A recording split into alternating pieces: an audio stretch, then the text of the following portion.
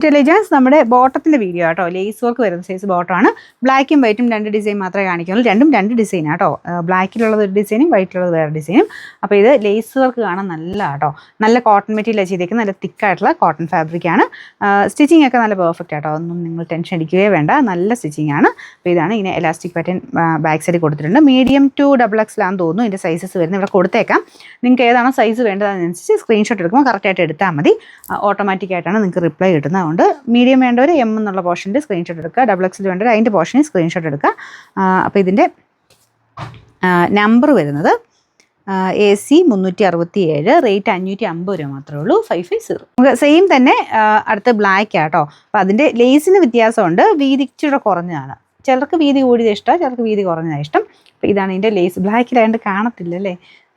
ഇതും കാണാൻ നല്ല കേട്ടോ, നേരിട്ട് കാണാൻ നല്ല ഭംഗിയുള്ള ലേസ് വെക്കാം. ഇതുപോലെ വരും. അപ്പോൾ ഇത് ഇച്ചിരി വീതി കുറവായതുകൊണ്ട് കുറച്ചുകൂടെ റേറ്റ് കുറവുണ്ട്.